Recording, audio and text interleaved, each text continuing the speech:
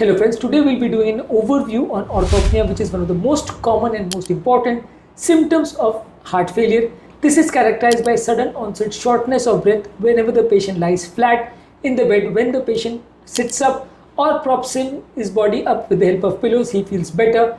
This symptom might also be associated with other diseases. What are these diseases?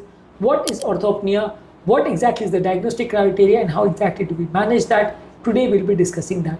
Before I go into the topic, I would request the people who are new to my channel to like the videos, comment on the videos and to share the videos in social media if possible.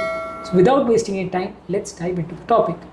Orthopnea, as I have discussed, is a condition where the patient feels breathless as soon as the patient lies down in a supine position.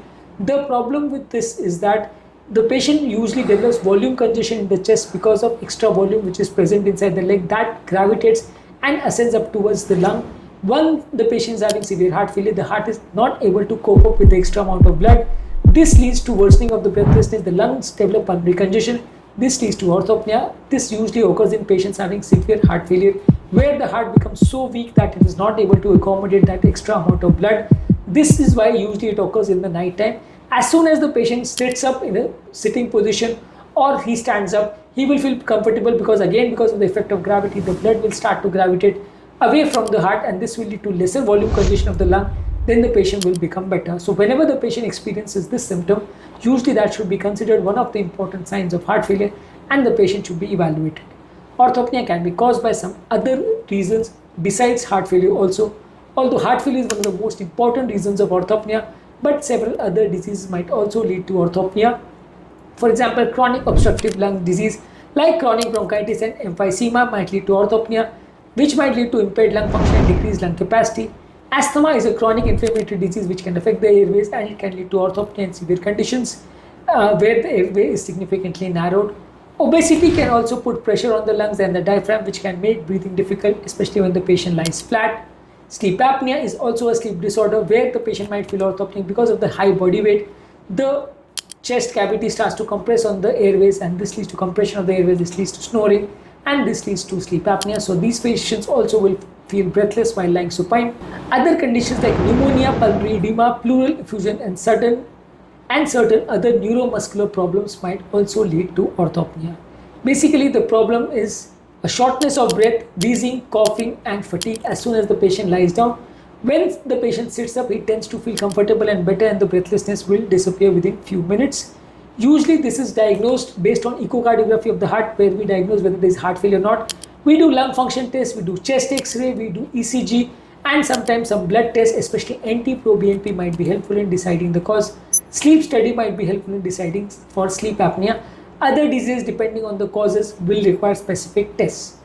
Usually the treatment of orthopnea is focused on the cause of orthopnea. For example, if the patient is having heart failure, we need to treat the patient with medications, especially diuretics, which help in reducing the fluid overload of the lungs and this will lead to the decreased pulmonary congestion and the patient will feel comfortable. Certain medicines for various lung conditions and heart conditions might be helpful. Bronchodilators might be helpful in patients having asthma and chronic bronchitis and this will dilate the pulmonary airways and the patient will feel less breathless. Certain lifestyle changes like weight loss might be helpful in sleep apnea. Smoking cessation might be helpful. Regular exercise might be helpful in improving the overall underlying problem. Whenever the patient feels breathless, he should try to sit or sleep in a position which is slightly above the ground level. He should use 2 or 3 pillows or the head end of the bed should be slightly elevated so that the gravitational effect does not apply and extra blood doesn't flow to the heart so that the patient doesn't feel breathless. So sleeping with 2 or 3 pillows or sleeping in a slightly tilted position might be helpful for patients with breathlessness. Continuous positive airway pressure or CPAP machine might be helpful in patients having sleep apnea. This might help to maintain the dilation of the airways and facilitate breathing. What are the management of sleep apnea and other issues we have discussed in other videos? Treatment of the underlying problems, especially the lung problems and lung infections, might be helpful in management of orthopnea. If the patient is obese, he should try to lose body weight. So this is basically orthopnea, which is basically breathlessness of the patient while lying down in a supine position or while sleeping and feeling comfortable after sitting up. This is essentially a very important feature of heart failure, but there might be some other causes which might be related to orthopnea. Diagnosing that the patient is having orthopnea, we need to do several tests which will confirm. Once the cause of the orthopnea is picked up, then we manage the patient appropriately. We have discussed the other signs and symptoms of heart failure in other videos. Please check out on those videos as well. Before I end the topic, I would request the people who are new to my channel to like the videos, comment on the videos, and to share the videos in social media groups if possible.